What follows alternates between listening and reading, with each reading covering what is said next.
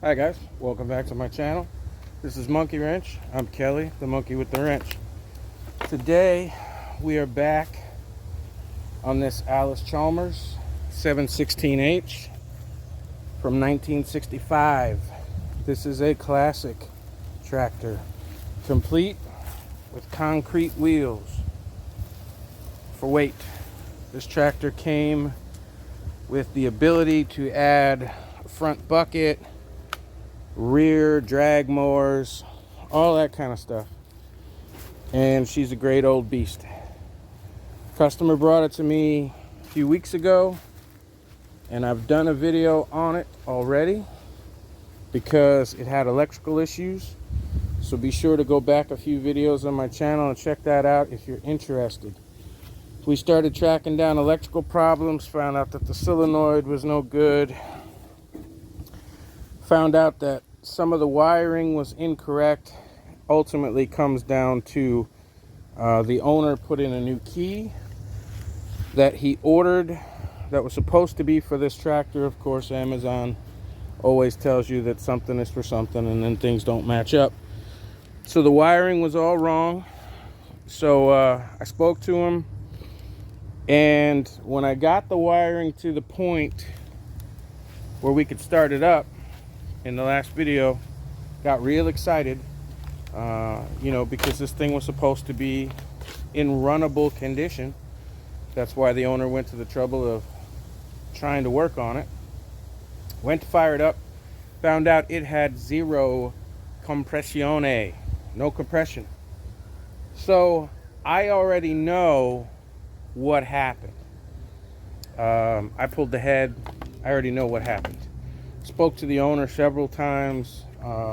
We've tracked down parts, and he decided that it was worth it to him to do a complete engine rebuild on this thing.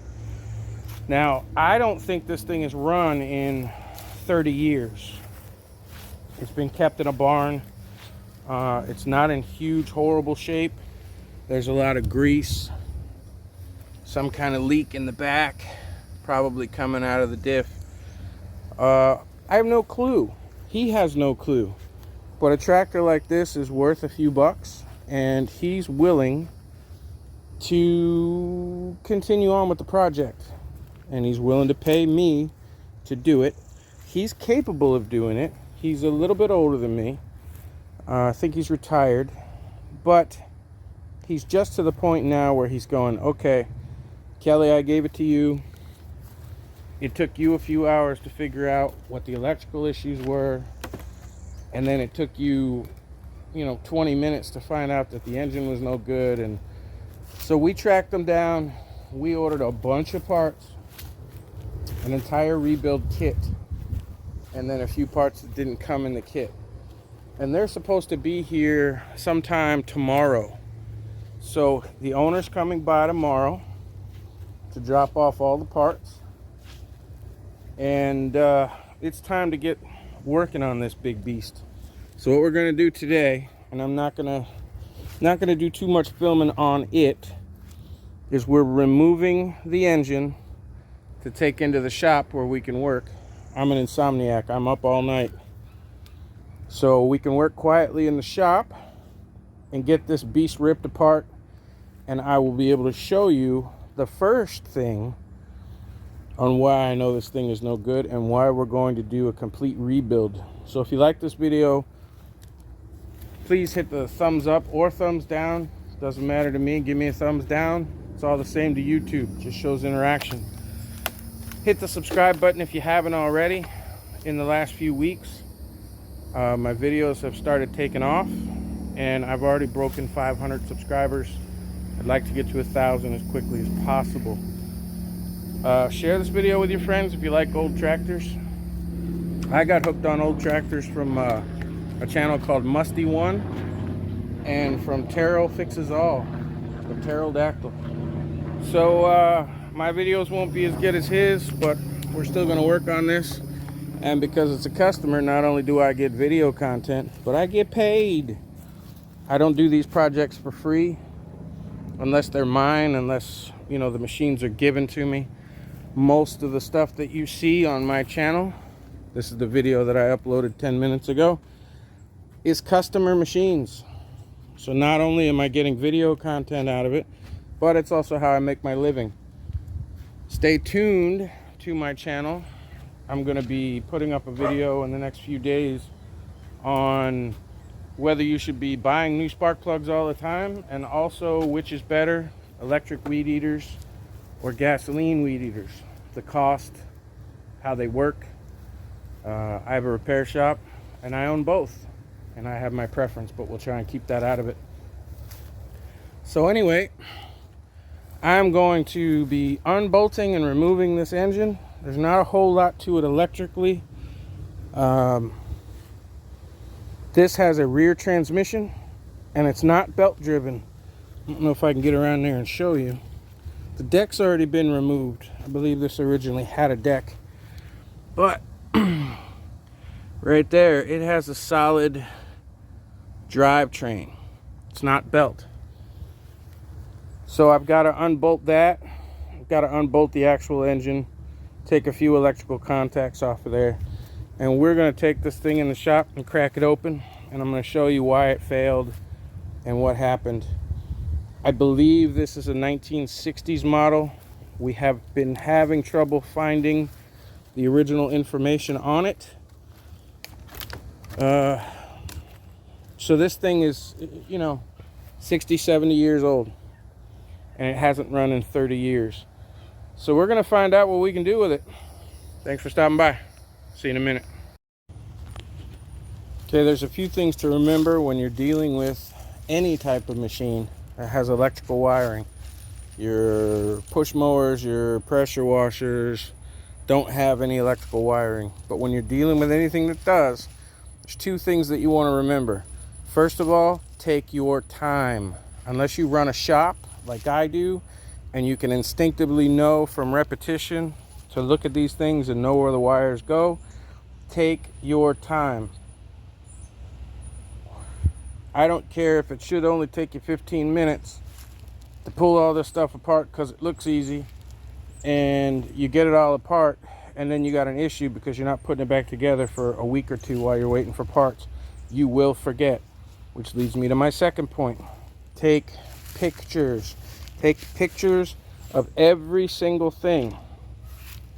Now in this case, we got a wire harness that goes through the center of the motor that goes to your recharge system, and I chose to take a picture of where that was. That's that yellow line, and where it goes, and I chose to cut it. I'll put those wires back together after I get the engine back in.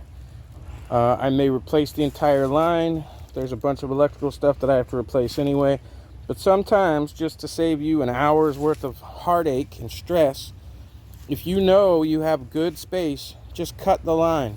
You can always solder it back together and re-waterproof it, or just use the twist and electrical tape method. So take lots of pictures of everything. So in this case, I have removed the starter wire, the solenoid wires, all the recharging wires, the hot wires, the wire for the ground. I've removed everything, taken full pictures of everything, even though I know where it all goes. Now I'm about to I took the air filter off. That's there. I'm about to take the air filter housing off so that I can get to the choke lever and the throttle lever, undo those.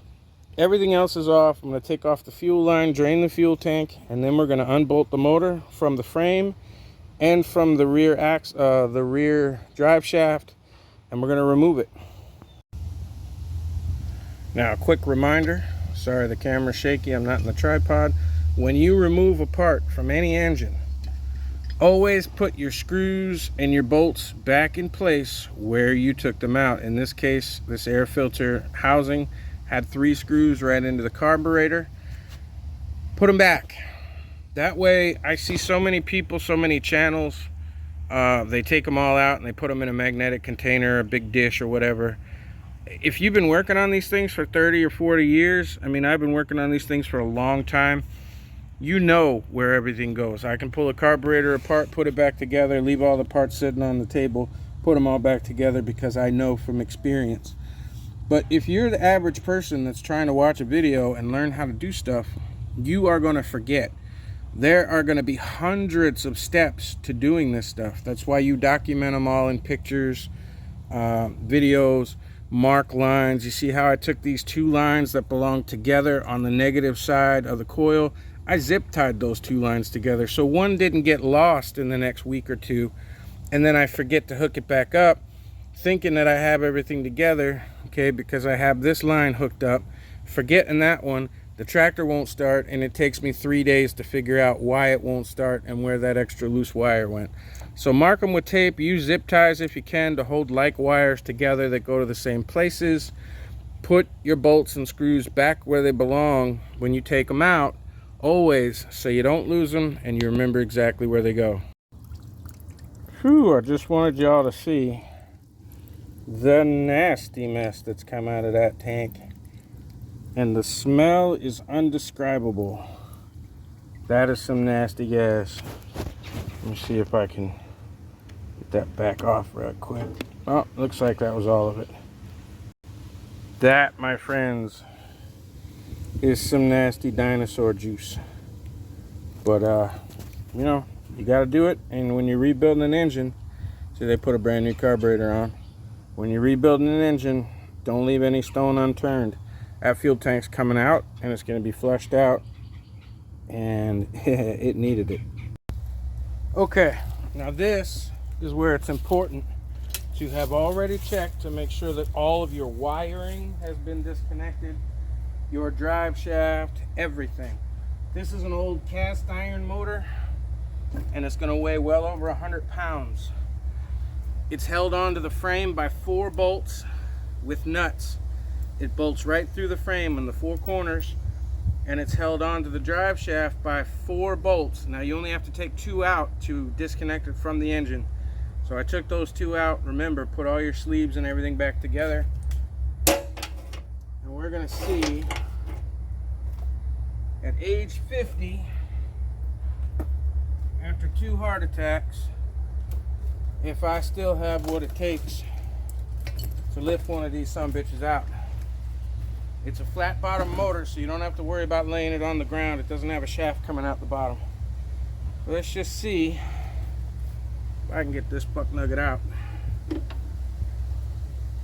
Make sure whatever you grab onto is strong. You don't want to break anything off.